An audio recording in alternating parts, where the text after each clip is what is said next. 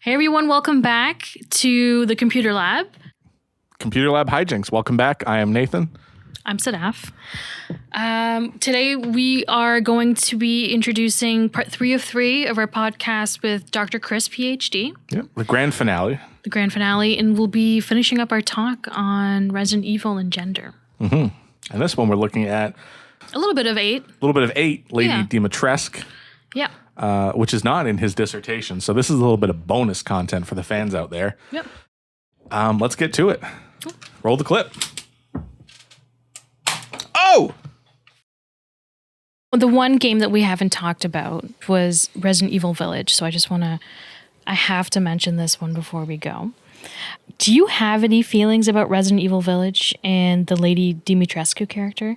Because, I think on a basic level, I think it's nice to see such great acting, especially for a Resident Evil game. Not to mention the fact that I find the character, has status and agency in all of her scenes.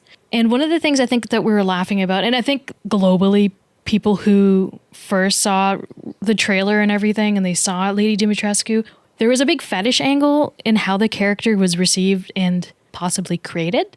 Do you think this character is a step in the right direction? What are your thoughts on it? Okay. So let me preface this by saying that I haven't played all the way through Village yet. I'm literally just entering Castle Dimitrescu.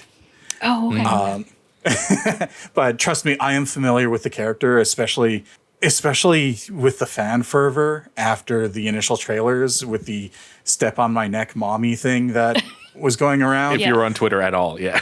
Yeah. If you were on Twitter at all, you know what we're talking about. So the acting, again, the acting is really good. You're absolutely right about that. Her design, I haven't seen a lot of interviews about the design work, but just looking at her, I can pull from at least 3 different places. She's got the slouch hat and bearing of Mae West, who, if you've ever seen any of her movies, they are shockingly dirty for the 30s. Right. This was at the height of the Hollywood censorship code, and she made a living off of double entendre. And the fact that she had curves for days. And that's kind of what's going on with Lady Dimitrescu as well, because she's pulling from that Mae West thing, but also from Victorian.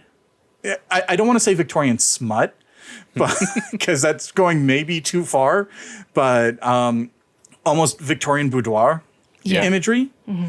And that feels intentional, partially because of the intersection of sex and death and horror. So her neckline is the way it is for a reason. Her figure is the way it is for a reason. But at the same time, she's never she definitely caters to a version of the male gaze. And you can argue going back to Mulvey and Mulvey's discussion of the male gaze, you could argue that she falls into the femme fatale stereotype because she's an evil sexualized woman who in the end gets punished, and correct me if I'm wrong, she does get killed by Ethan because she's a boss character. Yeah, you defeat her early in the game, yeah. The fact that that's the other thing.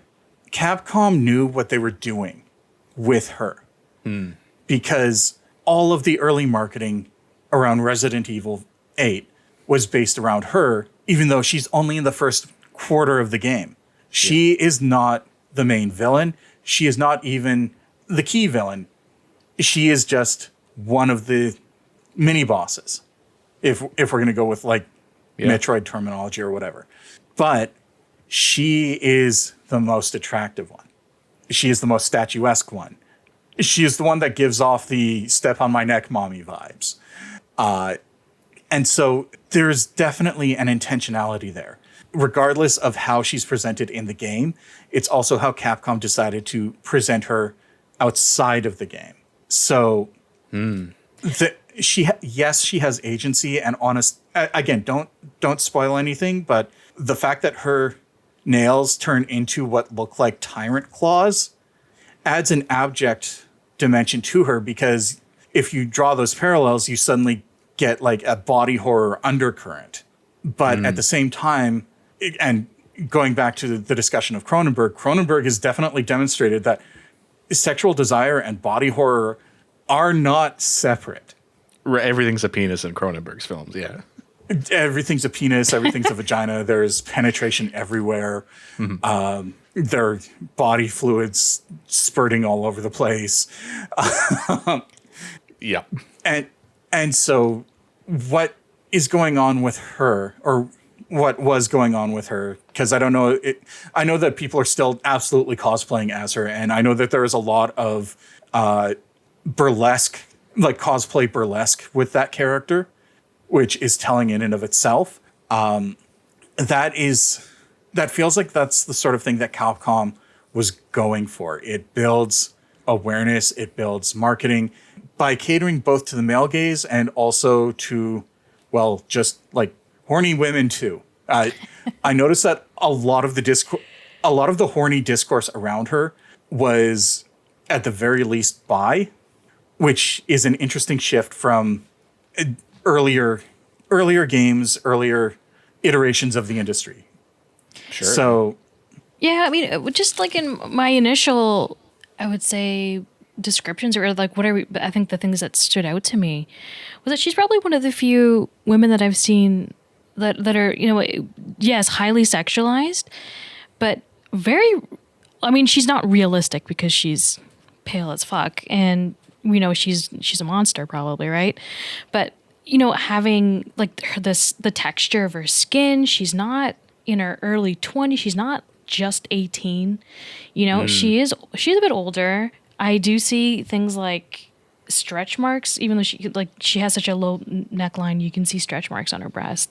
But yeah, even her skin just a little bit wrinkly. Yeah, not, you know, size 0. yeah. Definitely, yeah. you know, curvy, and which has the whole like pinup sort of thing. At least that's what it evoked for me. But yeah, I just thought that was interesting. It's just slightly different. I know we're probably just looking for morsels here in terms of how progressive or what sort of progressive shifts that we're going to see in how women are, you know, depicted in games and in media. But Yeah, well, actually, thank you for bringing up the fact that her skin isn't entirely smooth, that she has signs of aging in that. yeah, Because the other thing that she evokes is the Freudian creed phallic mother figure. yeah, Because that's the other thing you get with the nails that turn into these long stabbing implements is, as with Cronenberg, when you're discussing Freud, everything's a penis. And so when you're looking at like she is literally a mother character. right. Or at least positioned as one with her 3 quote unquote daughters. Again, I don't know what the actual dynamic is there. I'm assuming there's some sort of bioorganic weapon thing going on, because I know some form of umbrella is at the bottom of it.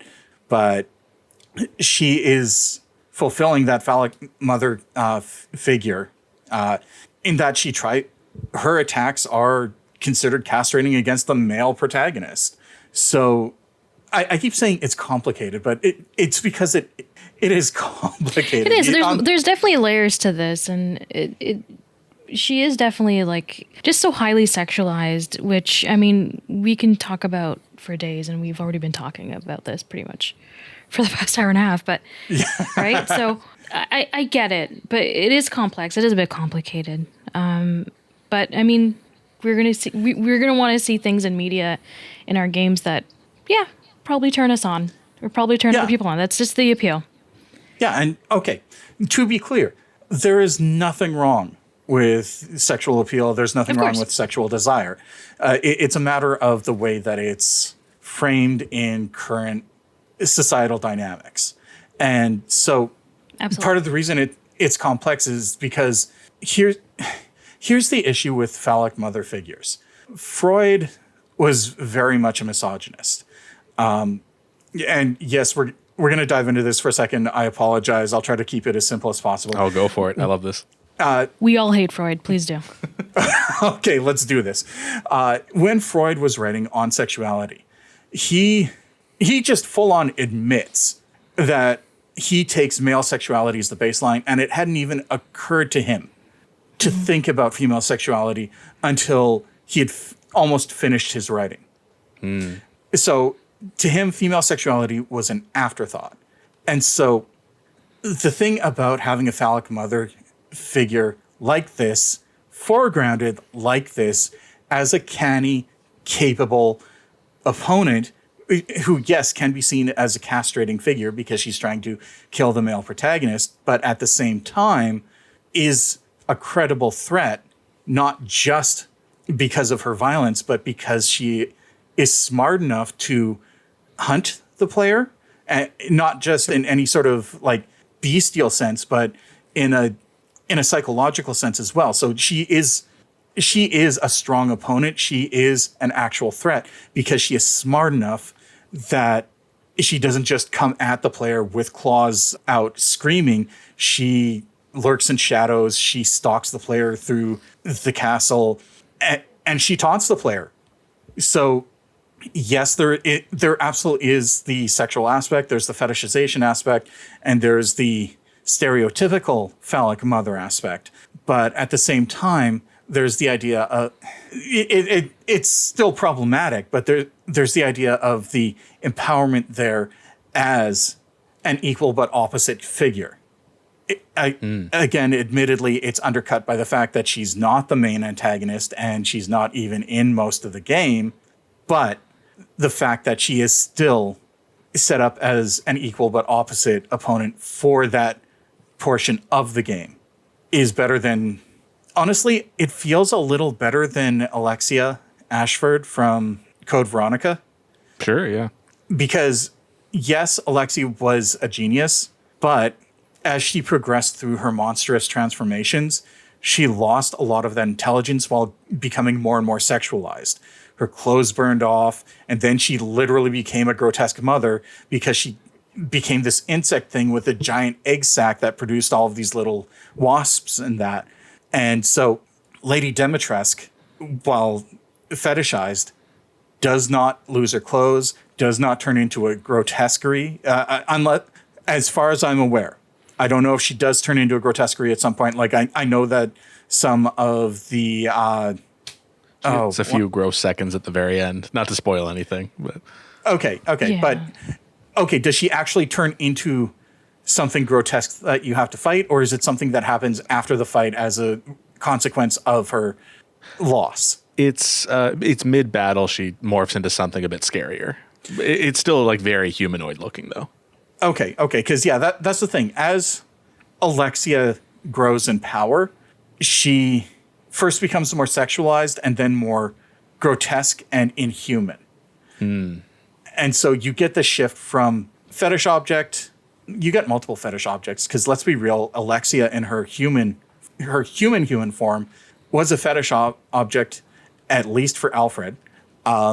Then, like, her clothes completely burn off and she becomes this almost hentai-esque fetish object. Then she transforms further and becomes the grotesque mother, which is designed to make motherhood othering and therefore abject. And so with Lady Dimitrescu, it sounds like there is still some of that because body horror is focused on that, but there's less of the, how do I put this? Less of the overt fetishization. Is that fair to say? Absolutely. I mean, the fact that we can say in good faith that the Dimitrescu character is a mixed blessing, like, it really shows you where the bar is set for Resident Evil, where some things are just so overwhelmingly easy to analyze and it's somewhat visually offensive. And then Dimitrescu, you're like, well, it's complicated in a very real way. Oh, yeah. Like, going back to Revelations, one of the main nemesis behavior characters, you actually play as at certain installments in the game. And like when she becomes a monster, she loses her wetsuit. She is completely naked and glistening and like has phallic tentacles coming out of her head, but are designed to look like Jessica Rabbit style hair. Jessica Rabbit kind of based on Veronica Lake, but I'll go with the more well-known pop culture reference at this point. But she is overtly designed to look sexual. Yeah. Yeah. And like not in a teasing sort of way. It's oh, I'm naked and I'm covered in glistening moisture sort of way. It's all right there. Yeah. There's no subtext, right? Yeah. Exactly. There's no subtlety. There's no subtext. And it's explicitly for the male gaze as opposed to that's the other thing. The outfit, the milieu around her is also a shift. It's yes, there's the fetishization of that sort of Victorian era outfit, but it's also the idea that you don't need to be in like torn clothing or bondage gear or whatever to be that sort of sexually attractive character. You can wear something that does. I'm having trouble articulating this, but it is my idea getting across. Absolutely. Yeah. It's there's things about it that are still presented as like visually appealing to whoever the audience may be presumed to be, but it's well within reason that like, oh, someone might wear that, right? You're not jumping the shark as much. Yeah, exactly. Someone might wear that. It's something that is visually appealing without just being like, hey, let's exchange fluids. And so it's more of an erotic thing than it is a pornographic thing. Yeah, yeah. Does that make sense? I think so. Okay, okay. I almost wish you could write another dissertation just incorporating all these games that fell to the wayside, but you're obviously covering a huge amount of ground just in what you have already. Well, hey, if I can get a book publishing deal, that's one of the goals, to take my dissertation, get a book publishing deal, and expand on it with things like Resident Evil 8 and some of the games that I wasn't able to cover in as much depth. So if anyone's listening and wants to offer me something, I would love to read that, especially because there's so many odd games. We'll help make it happen. We'll campaign, we'll lobby. Nice. Well, Chris, you've been very generous with your time. I know this went on a lot longer than I said it would, but you had some very fascinating insights about the series. So thank you for doing this interview. I really appreciate it. Thank you for having me on. This has been a great time. This has been really fun, and I'm really bad at ending sentences now, apparently. It's been 2 full hours of talking, and you've been doing a lot of it. Yeah. Obviously, because we asked you to, but... It's time to go play Tetris is what it is. Yeah. Where can people find you? Because you got a lot of stuff going on. Oh, yeah. So I am on Twitter as games_student. I am on YouTube, Makopowered Gaming. So with my main show on my channel, I do a lot of game study stuff in an accessible manner. I look at games that aren't necessarily the most popular texts in gaming history, but are either interesting failures or hidden gems, and talk about what's interesting about them and how or why they didn't work or did work. It's called Weekend Rental. I'm, like I mentioned before, I'm working on a GoldenEye episode right now. Let's see, where else? On Blue Sky, I think I'm just Makopowered. Same with Instagram. And I will be teaching at a few different universities for the foreseeable future. So, hooray! Nice. That is great to hear. Yeah, well, thank you very much for doing this interview, and we will, we'll see you all in the next episode. Thank you so much.